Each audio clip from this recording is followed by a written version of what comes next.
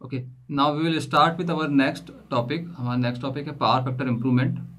हम लोगों ने पावर फैक्टर बारे में पहले भी डिस्कस किया था जब हमने बेसिक इलेक्ट्रिकल इंजीनियरिंग पढ़ा था फर्स्ट सेमेस्टर में। हम कोशिश करते हैं कि आपस से ब्रीफली इसको डिस्कस कर लेते हैं सो दैट जो बेस हमको हमारे आने वाले टॉपिक के लिए चाहिए वो मिल जाए। हमने डिस्कस किया था नॉर्मली 3 लोड होते हैं जिन पे हम लोग वर्कआउट करते हैं, जैसे रेजिस्टिव, इंडक्टिव एंड कैपेसिटिव। इन तीनों के केस में पावर फैक्टर कैसा होता है, वोल्टेज के करंट की वेवफॉर्म कैसी होती है वो देख लेते हैं। Suppose we start with first resistive load. Let's draw a circuit.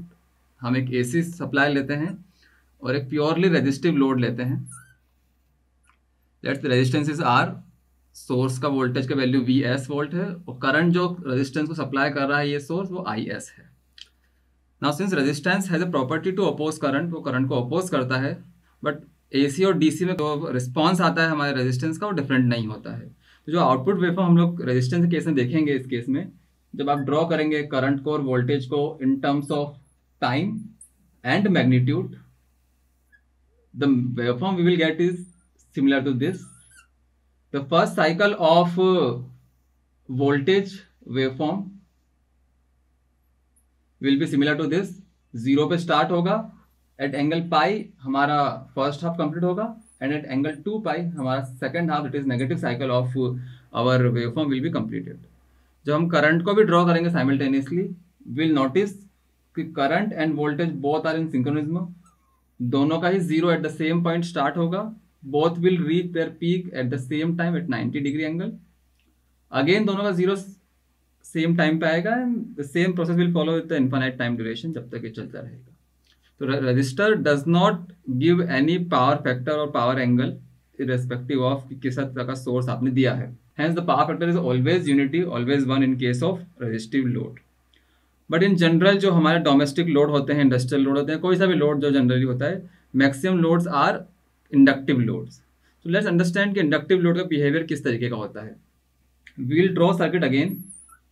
हम लोग आपस से एक एसी सोर्स लेते हैं with source V S. Let's take a purely inductive load, एक प्योरली इंडक्टिव लोड लेते हैं एल। अगेन हम करंट एस आई एस हम डिनोट करते हैं।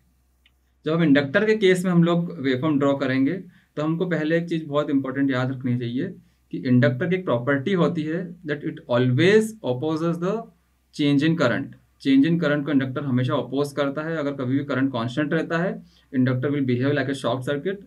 जैसे ही करंट चेंज होगा, it will try to absorb the current and it will oppose it. तो इन दिस केस जो आउटपुट वेवफॉर्म हमको मिलेगी in between voltage and current, again time magnitude. अगर वोल्टेज की बात करें तो इंडक्टर हमने अभी कहा उसको अपोज नहीं करता है, तो जो उसका ओरिजिनल पाथ है वो उसी को फॉलो करेगा।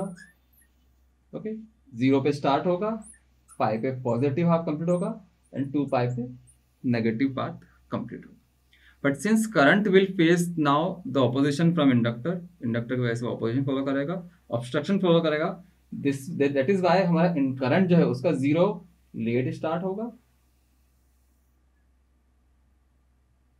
Eight certain angle, after certain angle. Suppose this point is known as A. तो 0 से a के बीच का जो गैप है, this is what is known as power factor angle.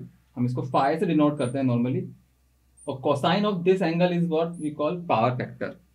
So as per definition as well, power factor is the cosine of angle between voltage and current in any circuit.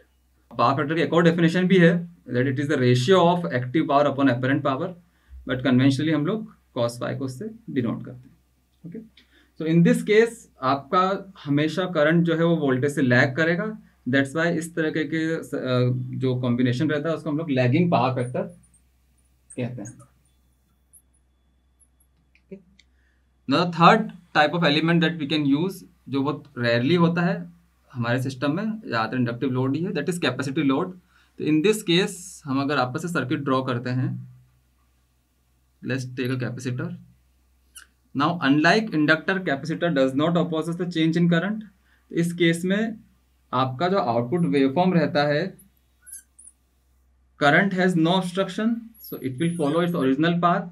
For example if it start at 0, it will complete its first half in pi और second half जो है वो 2 pi पे complete कर ले।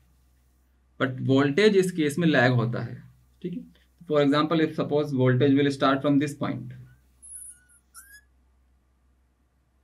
again we will get a particular gap between the zero of current and zero of voltage.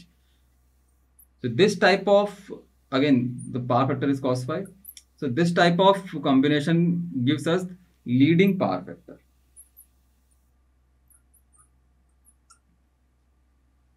Okay, now we will discuss the phasor diagram for our circuit. Now since हमने पहले भी बात discuss की है कि जहाँ मैक्सिमम लोड जो हमारा डोमेस्टिक हो या इंडस्ट्रियल हो, मैक्सिमम लोड जब इंडक्टिव लोड है, तो हम लोग फेजर से भी इंडक्टिव के लिए फिलहाल डिस्कस करेंगे, बिकॉज हमको जो पावर फैक्टर के इंप्रूवमेंट की जरूरत रहेगी वो हमारे इंडस्ट्रियल और डोमेस्टिक लोड के लिए रहेगी अल्टीमेटली. तो first thing that we have to discuss is कि लैगिंग पावर फैक्टर होता है. For lagging power factor let's take voltage and current. This is voltage. Since current is lagging behind voltage, the angle between the two is known as power factor angle, which is denoted by phi. This is our current. Let's take it 0. जब हम इस current का resolve करेंगे दोनों ही axis पे, तो we will get I cos phi and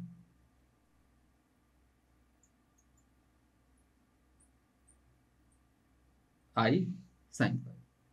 Now I cos phi is known as in phase component of current or active component of current, whereas I sin phi को हम बोलते हैं out of phase component या फिर reactive component of current. Notice one thing very important in this diagram. हमारा जो power factor angle pi है जो वोल्टेज करंट के बीच में है, और ये वाला पोर्शन जो है ये आपका रिएक्टिव पावर का पोर्शन है, और ये वाला जो पोर्शन है आपका that is active power portion. अगर हम इसका पावर एंगल डायग्राम भी ड्रॉ करते हैं, पावर के केस में भी ड्रॉ करते हैं, तो this will be your reactive power, this will be your active power P. This is our power factor angle and 0. जितना ज़्यादा रिएक्टिव पावर की वैल्यू रहेगी या डिमांड रहेगी आपके इंडक्टिव लोड के लिए, उतना ही ज़्यादा आपका पावर फैक्टर एंगल रहेगा. तो note down this thing very important कि रिएक्टिव पावर ज़्यादा होने की वजह से एंगल ज़्यादा होगा. जितनी ज़्यादा विड्थ इस रिएक्टिव पावर की होगी, हमारा एंगल की वैल्यू उतनी ज़्यादा बढ़ती जाएगी. जितना ज़्यादा एंगल होगा उतना ही कम पावर फैक्टर अल्टीमेटली होगा. तो पावर फैक्टर एंगल कम होने की वजह से जितना मिनिमम रिएक्टिव पावर सोर्स से आपके लोड की तरफ जाएगा, उतना ही कम अल्टीमेटली आपका पावर फैक्टर एंगल कहलाएगा.